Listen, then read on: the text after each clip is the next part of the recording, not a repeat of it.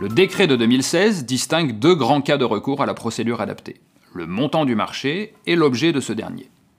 Le recours à la procédure adaptée au regard du montant du marché d'abord.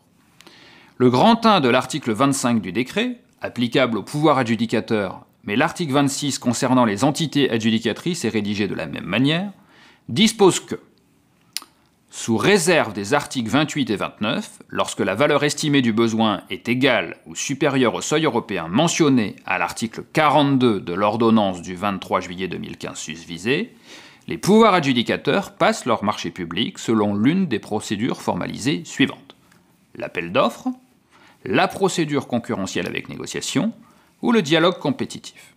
Il faut donc en conclure, à contrario, que sous réserve des articles 28 et 29, marché spécifique étudié plus loin, lorsque la valeur estimée du besoin est inférieure au seuil mentionné, les pouvoirs adjudicateurs sont autorisés à passer leur marché autrement que par l'une des trois procédures formalisées citées.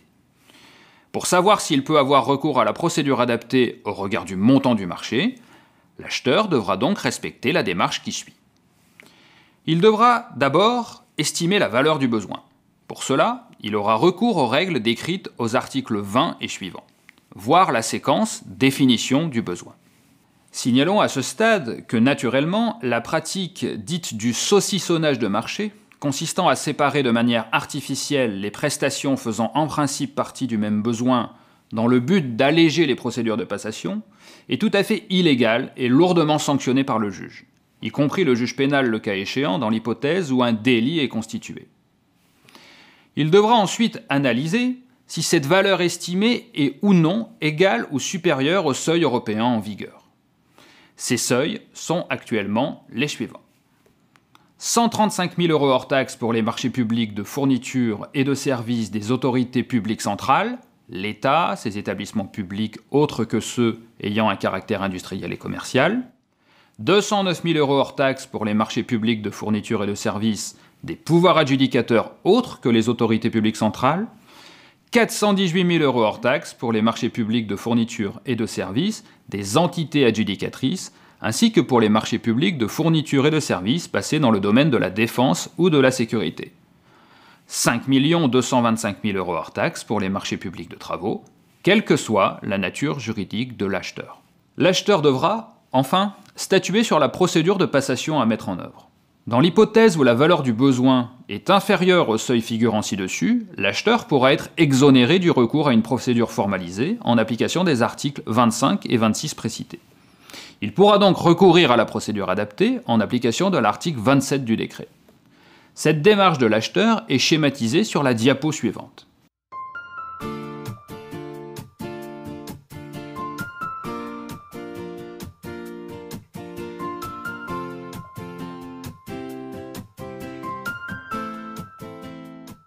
Le cas particulier des petits lots.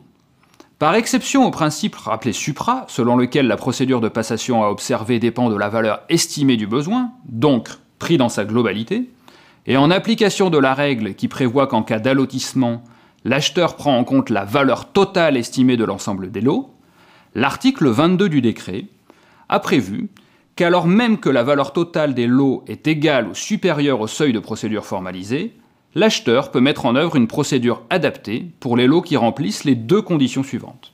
Premièrement, la valeur estimée de chaque lot concerné est inférieure à 80 000 € hors taxes pour des fournitures ou des services ou à 1 million d'euros hors taxes pour des travaux.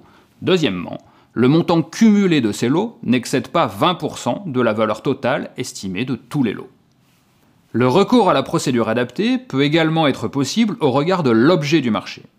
Il ne s'agit pas ici de considérer que c'est le faible montant d'un marché qui induit une procédure particulière, mais son objet, considéré comme spécifique.